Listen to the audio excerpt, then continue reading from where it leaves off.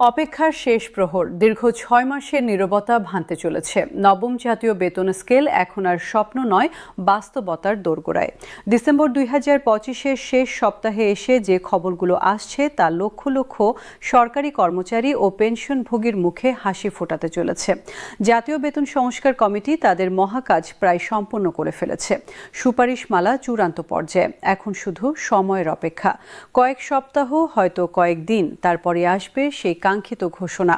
কিন্তু এই অপেক্ষার পেছনে রয়েছে এক জটিল গল্প, রয়েছে চ্যালেঞ্জ, আশা নিরাশার দোলাচল, হিসাব নিকাশের জটিল খেলা। আজকের এই প্রতিবেদনে আমরা জানব সেই পুরো গল্প। ফিরে যাই ২০০৫ জুন মাসে।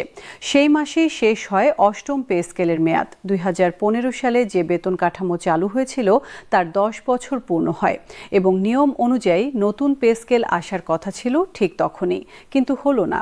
জুন গেল, জুলাই গেল, আগস্ট, সেপ্টেম্বর, অক্টোবর, নভেম্বর, মাস গড়াতে লাগলো, কিন্তু নতুন পে স্কেলের কোনো খবর নেই। কর্মচারীরা অস্থির হতে লাগলেন, পেনশনভোগীরা উদ্বিগ্ন, সংগঠনগুলো আন্দোলনের হুমকি দিতে শুরু করলো। পরিস্থিতি উত্তপ্ত হয়ে উঠছিল ঠিক তখন ডিসেম্বরের মাঝামাঝি এল সুসংবাদ।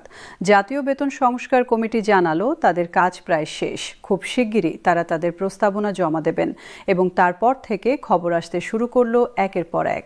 নির্ভরযোগ্য সূত্রগুলো নিশ্চিত করলো, হ্যাঁ, এবার সত্যিই হচ্ছে, নবম পে স্কেল আসছে। তো এই নবম পে স্কেলে ঠিক কি থাকছে, কর্মচারীরা কি পাচ্ছেন, পেনশনভোগীদের জন্য কি আছে? সূত্র থেকে জানা যাচ্ছে কমিটির প্রাথমিক সুপারিশে রয়েছে গড়ে ১৫ থেকে ২০% বেতন ও ভাতা বৃদ্ধি। কিন্তু এখানে গড়ে শব্দটা গুরুত্বপূর্ণ, মানে সব গ্রেডে সমান নয়। কমিটি একটি বুদ্ধিমান পদক্ষেপ নিয়েছে। তারা বুঝেছে সবার চাহিদা সমান নয়। একজন পিয়ন যে কষ্টে আছেন, একজন সচিব সে কষ্টে নেই। তাই সবাইকে সমান সুবিধা দিলে আসলে ন্যায় বিচার হয় না। তাই তারা বেছে নিয়েছে পার্থক্যমূলক বৃদ্ধির নীতি। নিম্ন গ্রেডে বেশি বৃদ্ধি, মধ্যম গ্রেডে মাঝারি বৃদ্ধি, উচ্চ গ্রেডে তুলনামূলকভাবে কম বৃদ্ধি। এর উদ্দেশ্য কি? বৈষম্য কমানো। একজন পিয়ন এবং একজন সচিবের মধ্যে যে বিশাল ব্যবধান তা একটু হলেও কমানো। এখন আসি ভাতার প্রসঙ্গে, কারণ শুধু মূল বেতন বাড়ালে হয় না, ভাতা না বাড়লে সব বৃথা। মহার্ঘ ভাতা এটি অত্যন্ত গুরুত্বপূর্ণ, কারণ গত ১০ বছরে দ্রব্যমূল্য বেড়েছে কয়েক গুণ। চাল, ডাল, তেল, মাছ, মাংস সব কিছুর দাম আকাশ ছোঁয়া। ২০১৫ সালে যা ১০ টাকায় কিনতে পারতেন, এখন তার জন্য লাগে ২০-২৫ টাকা। এই পরিস্থিতিতে মহার্ঘ ভাতা না বাড়লে কর্মচারীরা কিভাবে চলবেন? কমিটি এটা বুঝেছে, তাই মহার্ঘ ভাতা উল্লেখযোগ্যভাবে বাড়ানোর সুপারিশ করেছে। বাসা ভাড়া ভাতা এটিও সমান গুরুত্বপূর্ণ, বিশেষ করে ঢাকা এবং চট্টগ্রামের মতো বড় শহরে। এসব শহরে একটা ছোট্ট ফ্ল্যাটের ভাড়াই ১৫-২০ হাজার টাকা। একজন নিম্ন গ্রেডের কর্মচারী যার মোট বেতনই ৩০-৩৫ হাজার টাকা, তিনি কিভাবে এত ভাড়া দেবেন? তার তো বাকি টাকায় খাওয়া দাওয়া, সন্তানদের পড়াশোনা, ওষুধপত্র সব চালাতে হবে। তাই বাসা ভাড়া ভাতা বাড়ানো অপরিহার্য। কমিটি এটা অনুধাবন করেছে এবং বর্তমান বাজার দরের সাথে সামঞ্জস্য রেখে বাসা ভাড়া ভাতা বাড়ানোর প্রস্তাব রেখেছে। চিকিৎসা ভাতা, এটি সম্পর্কে বিস্তারিত বলা দরকার, কারণ এটি শুধু টাকার বিষয় নয়, এটি জীবন মরণের বিষয়। একজন কর্মচারী অসুস্থ হলেন, ডাক্তার দেখাতে গেলেন, ওষুধ লিখল ৫,০০০ টাকার, কিন্তু তার চিকিৎসা ভাতা মাত্র ২,০০০ টাকা। বাকি ৩,০০০ টাকা কোথা থেকে আসবে? হয় তিনি ওষুধ কিনবেন না, নয়তো অন্য কোনো খাত থেকে টাকা কেটে নেবেন। দুটোই খারাপ। ওষুধ না কিনলে স্বাস্থ্য খারাপ হবে, অন্য খাত থেকে কাটলে সেখানে সমস্যা হবে। তাই চিকিৎসা ভাতা পর্যাপ্ত হওয়া জরুরি। কমিটি এই বিষয়ে বিশেষ গুরুত্ব দিয়েছে এবং চিকিৎসা ভাতা বাড়ানোর জোর সুপারিশ করেছে। এবার আসি সর্বনিম্ন বেতনের প্রসঙ্গে। এটি একটি অত্যন্ত সংবেদনশীল এবং গুরুত্বপূর্ণ বিষয়। বর্তমানে সর্বনিম্ন মূল বেতন মাত্র ৮,৫৫০ টাকা। এই টাকায় ২০২৫ সালে বেঁচে থাকা সম্ভব? একদম না। একটি হিসাব করি। একজন চতুর্থ শ্রেণীর কর্মচারী ঢাকায় থাকেন, তার মূল বেতন ৮,৫৫০ টাকা। বিভিন্ন ভাতা মিলিয়ে মোট বেতন হয় প্রায় ২৫,০০০ টাকা। এই ২৫,০০০ টাকায় তাকে কি করতে হয়? বাসা ভাড়া ১০,০০০ টাকা, খাবার ১০,০০০ টাকা, বিদ্যুৎ, পানি, গ্যাস ৩,০০০ টাকা, যাতায়াত ২,০০০ টাকা, মোট ২৩,০০০ টাকা। বাকি থাকলো ২,০০০ টাকা। এই ২,০০০ টাকা দিয়ে কি করবেন? সন্তানদের স্কুলের খরচ, ওষুধপত্র, জামা কাপড়, জরুরি খরচ? অসম্ভব। একদম অসম্ভব। তাই কর্মচারী সংগঠনগুলো দীর্ঘদিন ধরে দাবি করে আসছে সর্বনিম্ন বেতন হতে হবে অন্তত 25 থেকে 30 হাজার টাকা। কমিটি এই দাবি শুনেছে কি? সূত্র বলছে হ্যাঁ, তারা সর্বনিম্ন বেতন উল্লেখযোগ্যভাবে বাড়ানোর চিন্তা করছেন, তবে ঠিক কত হবে তা এখনও চূড়ান্ত হয়নি। এখন আসি 10ম থেকে 20তম গ্রেডের কর্মচারীদের প্রসঙ্গে। এই গ্রেডগুলোতে আছে সরকারি কর্মবলের সংখ্যাগরিষ্ঠ অংশ, পিয়ন, আয়া, মালি, চতুর্থ শ্রেণীর কর্মচারী, ক্লার্ক, সহকারী, অফিস সহায়ক সবাই এই গ্রুপে। এই মানুষগুলো দেশের মেরুদণ্ড। তারা প্রতিদিন নীরবে কাজ করে যান, স্কুলে পরিষ্কার করেন, অফিসে ফাইল বহন করেন, হাসপাতালে রোগীদের সেবা করেন, কিন্তু তাদের বেতন করুন। তারা চান সম্মানজনক বেতন, যে বেতন দিয়ে তারা মাথা উঁচু করে চলতে পারবেন, সন্তানদের পড়াতে পারবেন, স্ত্রীকে সুখী রাখতে পারবেন। কমিটি তাদের কথা শুনেছে, তাদের জন্য বিশেষ ব্যবস্থার সুপারিশ করেছে। তাদের বেতন বৃদ্ধির হার হবে তুলনামূলকভাবে বেশি।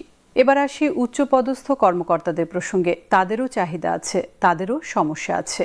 একজন অতিরিক্ত সচিব অত্যন্ত মেধাবী, বিদেশে পড়াশোনা করেছেন, বেসরকারি খাতে গেলে পেতেন মাসে 5 লাখ টাকা, কিন্তু দেশ সেবার আহ্বানে সরকারি চাকরি বেছে নিয়েছেন, এখন পান মাসে 1 লাখ টাকা। তিনি কি সন্তুষ্ট?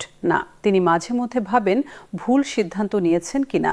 এই মানুষগুলোকে সরকারি চাকরিতে ধরে রাখতে হলে তাদের আকর্ষণীয় বেতন দিতে হবে, নচেত তারা চলে যাবেন, আর তাতে ক্ষতি হবে দেশের। কমিটি এই বিষয়টাও মাথায় রেখেছে। তারা চেষ্টা করছেন একটি ভারসাম্যপূর্ণ কাঠামো তৈরি করতে। এখন আসি পেনশনভোগীদের প্রসঙ্গে। তারা আমাদের অগ্রজ, সারা জীবন দেশের সেবা করেছেন, এখন অবসরে তাদের কি হবে? বর্তমানে পেনশনভোগীদের অবস্থা করুণ। অনেকে পান মাত্র 8-10 হাজার টাকা পেনশন। এই টাকায় বার্ধক্যে বেঁচে থাকা কঠিন। তাদের তো খরচ বেশি, ওষুধের খরচ, ডাক্তারের ফি, পরীক্ষা নিরীক্ষা, সব মিলিয়ে মাসে 1000 খানেক টাকা শুধু চিকিৎসায় চলে যায়। বাকি থাকে কত? 5-6 হাজার টাকা। এই টাকায় খাওয়া দাওয়া, বাসা ভাড়া, অন্যান্য খরচ কিভাবে মেটে না।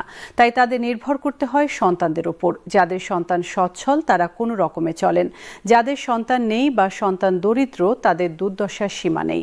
পেনশনভোগীদের জন্য কমিটি কি সুপারিশ করেছে? সূত্র বলছে তাদের জন্য বিশেষ ব্যবস্থা আছে। তাদের পেনশন বাড়ানো হবে, চিকিৎসা ভাতাও বাড়ানো হবে, তবে ঠিক কতটা বাড়বে সেটা এখনও স্পষ্ট নয়। চূড়ান্ত ঘোষণার অপেক্ষায় সবাই। কিন্তু এত সুন্দর পরিকল্পনা থাকা সত্ত্বেও কেন এত দেরি হচ্ছে? কেন 6 মাস পার হয়ে গেল এখনও ঘোষণা আসেনি? উত্তর লুকিয়ে আছে 5টি বড় চ্যালেঞ্জের মধ্যে। প্রথম চ্যালেঞ্জ মুদ্রাস্ফীতি। এটি একটি নীরব ঘাতক। প্রতি বছর 7-8% হারে মুদ্রাস্ফীতি হচ্ছে, মানে প্রতি বছর টাকার ক্রয় ক্ষমতা কমছে। এখন যদি বেতন বাড়ে 5% আর মুদ্রাস্ফীতি হয় 7%, তাহলে কি লাভ? কোনো লাভ নেই, বরং ক্ষতি। তাই বেতন বৃদ্ধির হার অন্তত মুদ্রাস্ফীতির সমান বা বেশি হতে হবে, নচেত কর্মচারীদের প্রকৃত ক্রয় ক্ষমতা বাড়বে না। দ্বিতীয় চ্যালেঞ্জ রাজস্ব ব্যবস্থাপনা। বেতন বৃদ্ধি মানে সরকারের খরচ বাড়া। বছরে 30-35 হাজার কোটি টাকা বাড়তি খরচ হবে। এই টাকা আসবে কোথা থেকে? রাজস্ব আদায় বাড়াতে হবে, অপ্রয়োজনীয় খরচ কমাতে হবে, দুর্নীতি রোধ করতে হবে, কিন্তু এগুলো করা সহজ নয়। রাজস্ব আদায় বাড়াতে হলে ট্যাক্স সিস্টেম সংস্কার করতে হবে, খরচ কমাতে হলে রাজনৈতিক সাহস দরকার, দুর্নীতি রোধ করতে হলে শক্ত হাতে ব্যবস্থা নিতে হবে। সরকার এই জটিল সমীকরণ সমাধানের চেষ্টা করছে। তৃতীয় চ্যালেঞ্জ বৈষম্য দূরীকরণ। একজন সচিব এবং একজন পিয়নের মধ্যে বেতনের ব্যবধান বিশাল। এই ব্যবধান কমাতে হবে, কিন্তু কিভাবে? নিম্ন গ্রেডে বেশি বৃদ্ধি দিলে উচ্চ গ্রেডের কর্মকর্তারা অসন্তুষ্ট হবেন। তাদেরও তো চাহিদা আছে। এই ভারসাম্য রাখা কঠিন। চতুর্থ চ্যালেঞ্জ বেসরকারি খাতের সাথে প্রতিযোগিতা। মেধাবীদের আকৃষ্ট করতে হলে সরকারি চাকরির বেতন আকর্ষণীয় করতে হবে, কিন্তু বেসরকারি খাতের সাথে পাল্লা দিয়ে বেতন বাড়ানো সম্ভব নয়। তাই একটা মধ্যপথ খুঁজতে হবে, যাতে অন্তত ব্যবধান খুব বেশি না হয়। পঞ্চম চ্যালেঞ্জ পেনশনভোগীদের দাবি। তাদের কতটা সুবিধা দেওয়া হবে, তাদের চিকিৎসা ভাতা কত হবে, এগুলো নিয়েও আলোচনা চলছে। এই 5টি চ্যালেঞ্জ মোকাবেলা করতে গিয়ে সময় লাগছে, কিন্তু ভালো খবর হলো সব চ্যালেঞ্জের সমাধান প্রায় হয়ে গেছে। কমিটি তাদের সুপারিশ চূড়ান্ত করেছে। এখন শুধু আনুষ্ঠানিক প্রক্রিয়া বাকি। বিশেষজ্ঞরা কি বলছেন? ডক্টর আহসান এইচ মনসুর বলছেন বেতন বৃদ্ধি জরুরি, কিন্তু সাথে সাথে অর্থনৈতিক সংস্কারও দরকার, নচেত মুদ্রাস্ফীতি বাড়বে। সিভিল সার্ভিস ফোরামের রহিমা খাতুন বলছেন এই পে স্কেল যেন ন্যায্য হয়, নিম্ন ও মধ্যম ক্যাডারের কর্মচারীদের জীবনযাত্রার প্রকৃত উন্নয়ন ঘটুক। দুজনের কথাই গুরুত্বপূর্ণ। সরকার নিশ্চয়ই এগুলো বিবেচনা করছে। এখন প্রশ্ন, কবে আসবে ঘোষণা?